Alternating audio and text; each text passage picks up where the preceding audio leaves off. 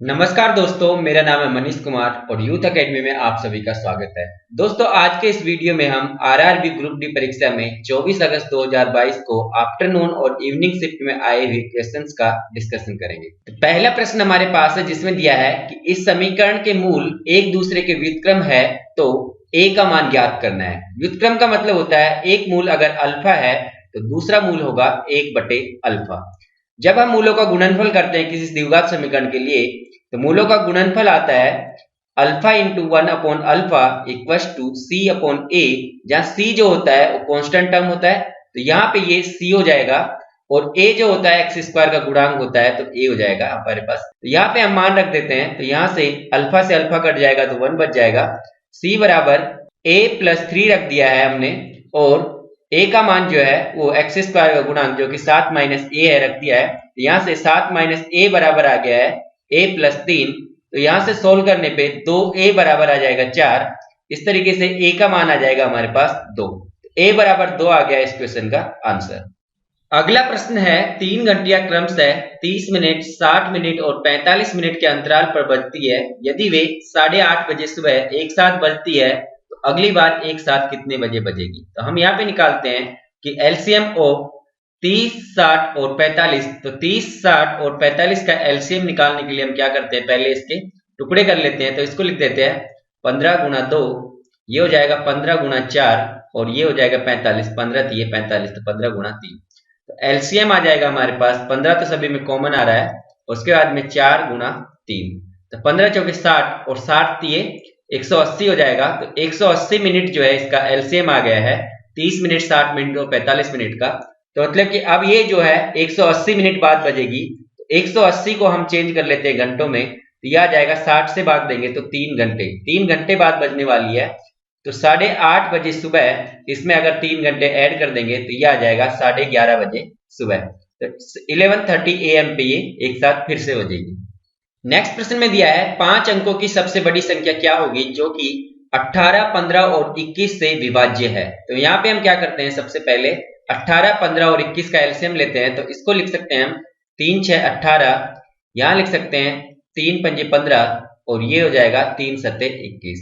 तो यहाँ पे एलसीएम जो आएगा वो 18, 15 और 21 का आ जाएगा 3 गुना 6 गुना 5 गुना 7। तो यह आ जाएगा 6 5 30 और 30 दिया 90 और 9 7 63 होता है। तो ये टोटल आ गया एलसीएम 630। 630 एलसीएम आ गया है। हम मान लेते हैं कि 630 गुना के करने पे ये छोटा या फिर बराबर होता है 99,999 जो कि है 5 अंकों की सबसे बड़ी संख्या।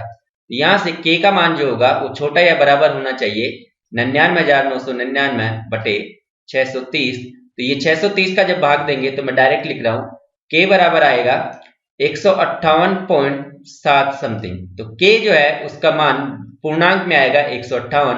तो 158 जो है के का मान आ गया है। तो हमारी संख्या जो होगी, तो अतः संख्या जो कि 5 अंकों की सबसे बड़ी संख्या है और 18, 15 और 21 से विभाज्य होगी, ये हो जाएगी 630 गुना 158 करने पे और 630 गुना 158 करेंगे तो यह आ जाएगा 99,540। तो 99,540 जो है इस क्वेश्चन का आंसर। अगले प्रश्न में दिया है 6 सेंटीमीटर भुजा वाले समषटभुज का क्षेत्रफल ज्ञात करो। तो हम जानते हैं कि कोई भी जो समषटभुज होता है वो 6 समबाहु त्रिभुजों से मिलकर बना होता है। तो समषटभुज का क्षेत्रफल हो जाएगा 6 गुना समबाहु त्रिभुज का क्षेत्रफल। समबाहु त्रिभुज का क्षेत्रफल और समबाहु त्रिभुज के क्षेत्रफल का सूत्र होता है √3/4 गुना भुजा स्क्वायर और भुजा का मान आ जाएगा यहाँ से 6 सेंटीमीटर। तो यहाँ से 6 गुना 6 कर देंगे, काटते हैं इसको 2 दूनी 4, 2 तिया 6, 2 एकम 2 और 2 तिया 6। तो यह आ जाएगा 3 तिया 9 और 9 छकी 54। तो 54 और वर्गमूल में 3 सेंटीमीटर स्क्वायर इस क्वेश्चन का आंसर हो जाएगा।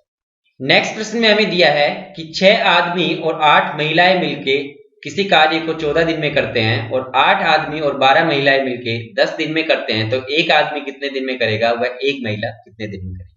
तो यहाँ पे हम फॉर्मूला लगाते हैं कि M1D1 = M2D2। तो यहाँ से आ जाएगा 6M + 8W गुणा 14 बराबर आना चाहिए 8M + 12W गुणा 10। तो यहाँ से हम काटेंगे तो 2 7 14 और 2 5 10। यह आ जाएगा 7 6 42M + 8 7 56W बराबर आएगा 8 पंजे 40 m और 12 पंजे 60 w। 40 m को जब हम लेफ्ट हैंड साइड भेजेंगे तो ये आ जाएगा 2 m और यहाँ पे माइनस करने पे आ जाएगा 4 w। तो 2 m बराबर 4 w आ गया है। तो m अपॉन w का जो मान आएगा वो आ जाएगा 2/1। तो 2/1 जो है m अपॉन w मतलब कि आदमी और जो औरतों की है कार्य क्षमता आ गई है। अब हम निकालते हैं कि एक आदमी कितने दिन में करेगा। इसके लिए कुल कार्य निकाल लेते हैं पहले हम। तो यह आ जाएगा 6 और m का मान 2 रख देंगे और w का मान रख देंगे 1 और गुणा 14 कर देंगे और इसको हम भाग देते हैं 1 m से 1 गुणा 2 आ जाएगा। तो यहाँ से हमारे पास जो आंसर आने वाला है कि आदमी कितने दिनों में करेंगे वो आ जाएगा 6 दूनी 12 और 8 20, 20 गुणा 14 करेंगे और बटे 2 कर देंगे तो ये आ जाएगा हमारे पास 10 12 और 14 दैये 140। तो 140 दिन लगेंगे जब एक आदमी अकेला कार्य करेगा। और यहाँ से क्लियर है कि एक आदमी की कार्य क्षमता 2 है तो एक महिला की कार्य क्षमता 1 है। तो उस तरीके से महिला को जो लगने वाले दिन है दोगुने हो जाएंगे, महिला द्वारा लिए गए दिन हो जाएंगे 140 का दुगना जो कि हो जाएगा 280 दिन। अगले प्रश्न में हमें दिया है 0.27 और 7 पे बार है का भिन्न रूप क्या होगा। तो इसका भिन्न रूप चेंज करने के लिए हम क्या करते हैं, पहले पूरी संख्या लिखते हैं। तो 27 लिख दिया, उसमें से जिसमें बार नहीं है उसको माइनस कर देते हैं तो -2 कर देंगे। अपॉन करते हैं जो संख्या पे बार नहीं है उसके लिए तो 9 उतार लेते हैं और आगे जितनी अंक होते हैं उसके लिए 0 लिख देते हैं। तो 1 0 आ जाएगी क्योंकि 2 के आगे एक ही अंक है तो ये आ जाएगा 9 और 0। यहाँ से आ जाएगा 25/90 और 25/90 को 5 से काटेंगे तो 5 5 25 और 18 पंजे 90। 5/18 इस क्वेश्चन के लिए भिन्न रूप हो जाएगा 0.27 के बाद का। अगले प्रश्न में हमें दिया है 1000 लीटर की एक टंकी को A एवं B क्रम से 5 घंटे व 6 घंटे में भरते हैं तो दोनों को मिलकर 1800 लीटर की टंकी भरने में कितना समय लगेगा। तो इसका सॉल्यूशन करते हैं और लिखते हैं A, B और A प्लस B। दिया हुआ है A जो है 5 घंटे लगाता है, ये 5 आवर्स लगाता है। B 6 घंटे लगाता है। 5 और 6 का जो एलसीएम आएगा वो आ जाएगा 30। तो 30 जो है कुल काम होना चाहिए इसके अकॉर्डिंग। तो यहाँ से इसकी कार्य क्षमता 30/5 करने पे 6 आ जाएगी और B की कार्य क्षमता जो है 30/6 करने पे 5 आ जाएगी और दोनों की जो कार्य क्षमता आएगी वो आएगी 6 और 5 11, ये कार्य क्षमता आ गई। यहाँ पे हमें दिया हुआ है कि 30 जो है कार्य ये बराबर होना चाहिए 1000 लीटर की टंकी के बराबर, क्योंकि उसका आयतन जो है 1000 लीटर है। तो हमें यहाँ पे 1800 लीटर की टंकी को भरने में दोनों द्वारा लिया गया समय ज्ञात करना है। इसके करस्पॉन्डिंग हम कार्य ज्ञात कर लेते हैं। तो यहाँ से हम निकालेंगे कि 1000 का मान जो है वो 30 के बराबर है तो 1 का मान हो जाएगा 30/1000 और 1800 का मान निकालना है तो उसको गुणा कर देंगे। तो यहाँ से ये 3 0 कट जाएगी तो यह आ जाएगा 54 काम के बराबर। तो 54 काम के बराबर आ जाएगा। अब निकालने हैं इनके लिए दिनों की संख्या। तो दिनों की संख्या बराबर आ जाएगा कि कुल कार्य जो कि है 54 बटे इनकी कार्य क्षमता जो थी 11 उससे भाग दे देते हैं। तो यह आ जाएगा 11 चौके 44 और 10 बचेगा तो 10/11। तो 4 सही 10/11 घंटे लगेंगे इन दोनों को एक साथ मिलके 1800 लीटर की टंकी को भरने में। नेक्स्ट प्रश्न में दिया है एक कमरे के फर्श की माप 3 मीटर गुना 5 मीटर है। मतलब कि लंबाई अगर 3 मीटर है तो चौड़ाई जो है वो 5 मीटर हो जाएगी और पूरे कमरे को रंग करने का खर्चा 60 रुपए प्रति मीटर स्क्वायर से 7440 रुपए। तो कमरे की ऊंचाई ज्ञात कीजिए। तो यहाँ पे जो खर्चा हो जाएगा उसके लिए हम निकालते हैं सबसे पहले कि कुल जो कितने एरिया पे कलर किया गया था। तो कुल एरिया जो है वो एरिया बराबर आ जाएगा हमारे पास 7440/60 करेंगे। तो 7440/60 करते हैं तो ये 0 से 0 काट देते हैं। 6 एकम 6 और 1 4 6 दूनी 12 और 6 चौके 24। तो 124 मीटर स्क्वायर कुल एरिया आ गया है। तो इस 124 को हम कर देंगे कि चारों दीवारों का क्षेत्रफल प्लस छत का क्षेत्रफल। तो छत का क्षेत्रफल जो है फर्श की माप के बराबर हो जाएगा। तो ये तो जाएगा 3 गुणा 5 करने पे 15 plus 2h into L plus B जो है चार दीवारों का क्षेत्रफल होता है। तो यहाँ से L प्लस B करने पे 3 + 5 कर देते हैं। तो यहाँ से ये आएगा 124 बराबर 15 प्लस 2h और गुणा 8। जब इसको सिंप्लीफाई करेंगे तो यह आ जाएगा हमारे पास 124 - 15 बराबर 16h और 124 - 15 करने पे 109 आएगा। तो h का मान आ जाएगा 109/16 मीटर। तो अगला प्रश्न है कि एक ही दिशा में चल रही दो ट्रेनों की गति क्रम से 84 किलोमीटर प्रति घंटा एवं 42 किलोमीटर प्रति घंटा है। यदि उनकी लंबाई 380 मीटर व 320 मीटर है तो एक दूसरे को पार करने में लिया गया समय क्या होगा। जैसा कि दिया हुआ है, एक ट्रेन ऐसे जा रही है तो दूसरी भी वैसे ही जा रही है और इसकी चाल 84 किलोमीटर प्रति घंटा है। इसके लिए दिया है 42 किलोमीटर प्रति घंटा और पहले वाले की लंबाई 380 मीटर है तो दूसरे की है 320 मीटर। हमें ज्ञात करना है कि इनको पार करने में लिया गया समय क्या होगा। तो यहाँ पे कुल लंबाई जो हो जाएगी वो हो जाएगी 380 प्लस 320 करने पर 3 दूनी 6 और 1 7, 700 मीटर। अब हम निकालते हैं कि समय, तो समय बराबर होता है कुल दूरी बटे चाल। तो दूरी है 700 मीटर और चाल जो है सापेक्ष चाल हो जाएगी जो कि होगी 84 माइनस 42 करने पे, अब ये किलोमीटर प्रति घंटा में है तो हम कर देते हैं 5/18। ओके, तो यह आ जाएगा हमारे पास t बराबर 700 बटे 42 गुना 18/5। 7 से काटते हैं, 7 एकम 7 और 7 6 42, 6 एकम 6, 6 3 18 और इससे काटेंगे तो ये 20 बार कट जाएगा। तो t आ गया हमारे पास 20 3 60 सेकंड। तो 60 सेकंड का हो या फिर 1 मिनट, तो 1 मिनट लगेगा दोनों को एक दूसरे को पार करने। अगला प्रश्न है कि दो संख्याओं का अनुपात 2:3 है, यदि उनका एलसीएम 84 है तो संख्याओं का योग क्या होगा। तो यहाँ पे हम सोल्व करते हैं। मान लेते हैं a और b दो संख्याएं हैं और वो क्रमशः 2k और 3k हैं। तो यहाँ से हमारे पास एलसीएम आ जाएगा इनके लिए। तो एलसीएम आ जाएगा k इंटू 2 इंटू 3 बराबर, ये 84 के बराबर है क्योंकि 84 दिया हुआ है एलसीएम। यहाँ से k का मान जो आएगा वो आ जाएगा 84/6 करने पे 6 एकम 6 और 6 चौके 24।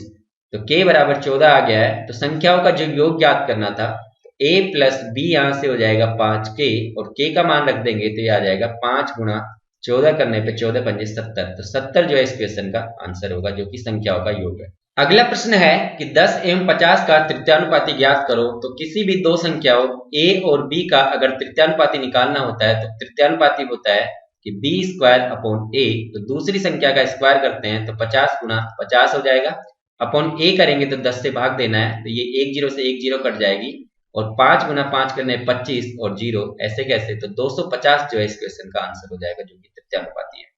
अगले प्रश्न में हमें दिया है साधारण ब्याज एवं मूलधन का अनुपात 3:5 है और दर अगर 12% है तो समय क्या होगा।